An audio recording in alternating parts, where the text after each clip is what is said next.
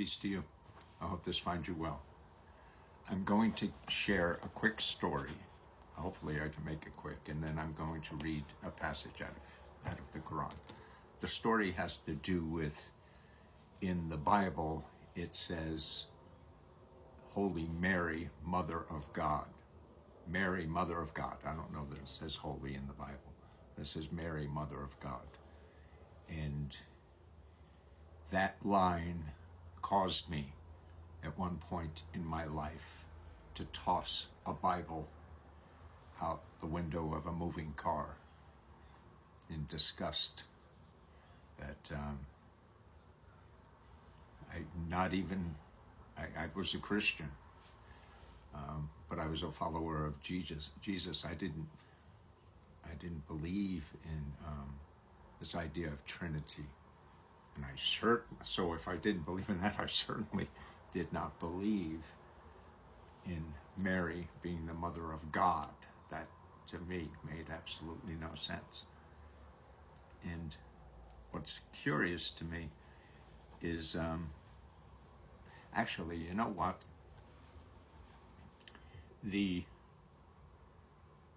Being a Christian, it was easier for me to believe in the resurrection, the death and the resurrection, and I did have differences of opinion as far as that goes, but it was easier for me to believe in that than the virgin birth.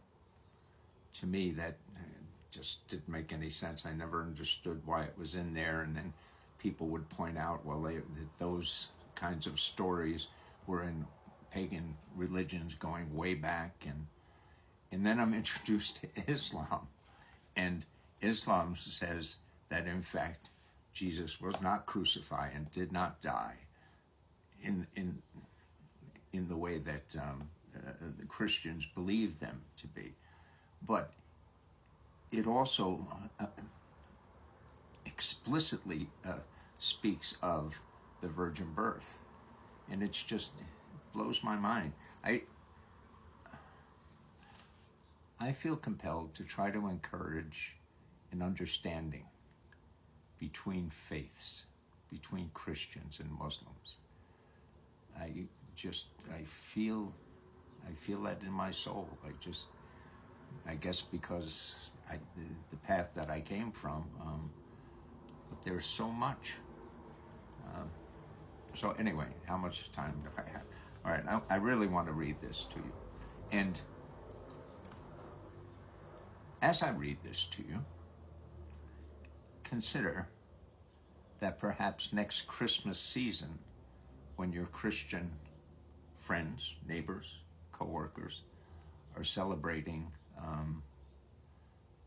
Christmas, the virgin birth of their Messiah, God, you might consider asking them, may I just read you something about? Okay, so we're in chapter 19, Mary or Mariam, and we're in verse 16. And mention in the book, O prophet, the story of Mary, when she withdrew from her family to a place in the east, screening herself off from them.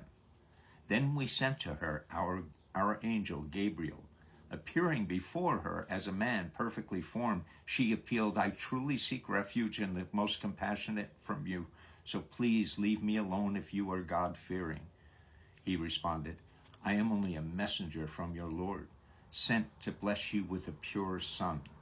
She wondered, how can I have a son when no man has ever touched me, nor am I unchaste? He replied, so will it be. Your Lord says, it is easy for me, and so will we make him a sign for humanity and a mercy from us. It is a matter already decreed.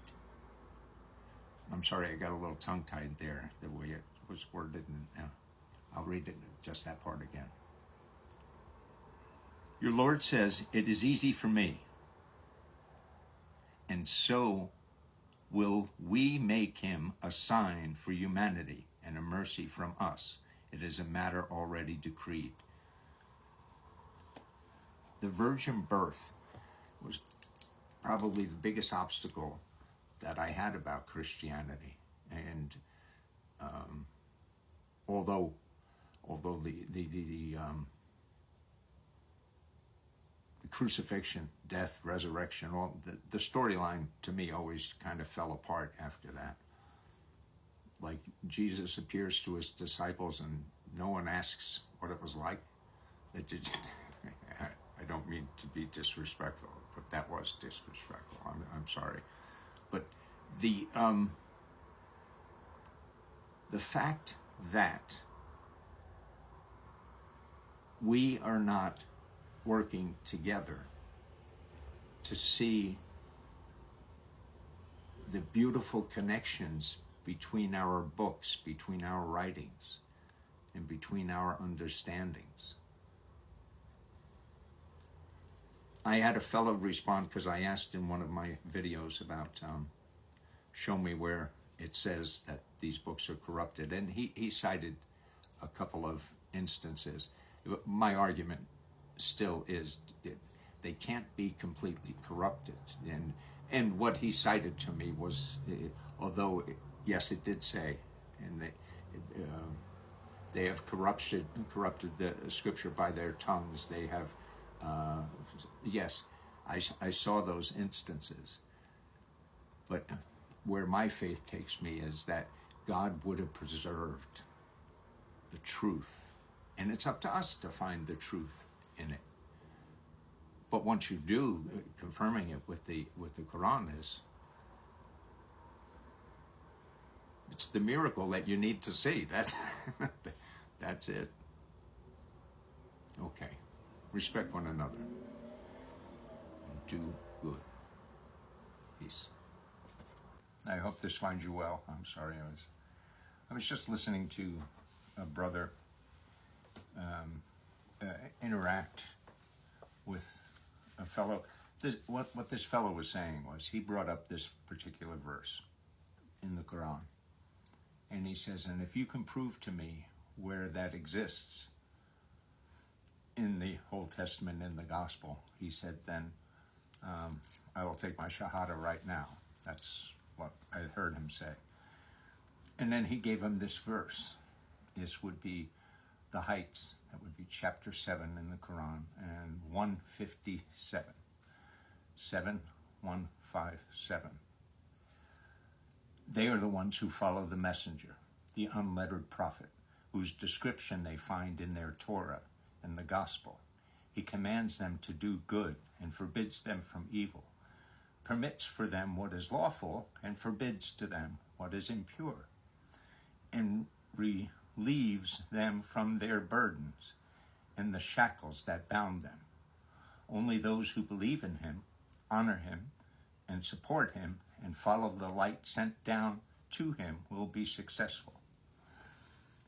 The contention that this young fellow he sounded young, was posing to the host was this idea of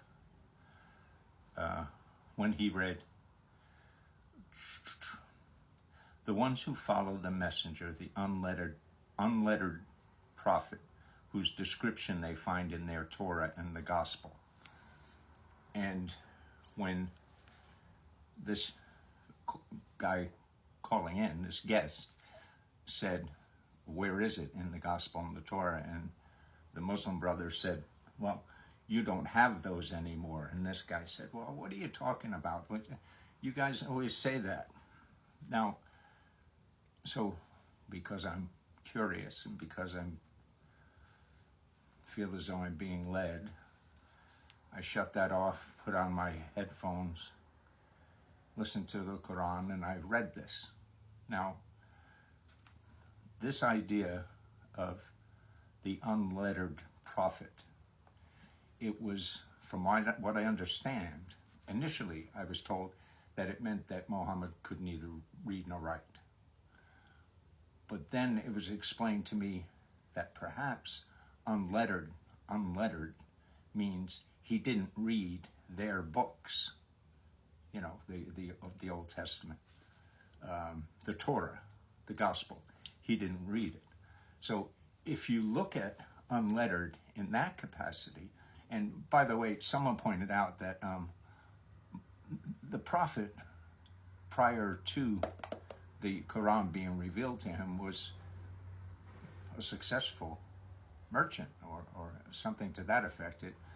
And to call him out and to refer to him as unlettered, I can't read or write, I think it was done to show like a great miracle. He could neither read nor write, but that this was delivered to him. And so I think it was done for that reason. Now, I'm not trying to offend anybody. We're all on this journey together. It's about learning. It's about encouraging each other as best we can. Okay? So, the ones who follow the messenger, the unlettered prophet, whose description they find in the Torah and the Gospel, perhaps, if that term unlettered means he didn't read your Gospel and your Torah, the description is his description of the events in their books, not a description of him. I know that just sounded rather accusatory, but as they were talking about it, I asked to be invited up. I wasn't allowed, so I came to you with this. But do you understand what I mean? If unlettered means that Muhammad was not aware, was not familiar with the writings of the Torah, was not familiar with the writings of the Gospel. So he's unlettered in that regard. You know what I mean? And then whose description they find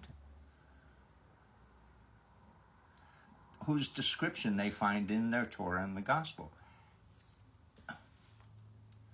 I think the young Muslim brother and anyone who's averting to answer this question, I think, I'm just being led like you. I think perhaps the way to do it is to realize that it's not about the individual being described in their Torah and the Gospel. It's his descriptions of the stories that he is previously unlettered or unread, unfamiliar with. You know what I mean? Anyway, peace. Do good.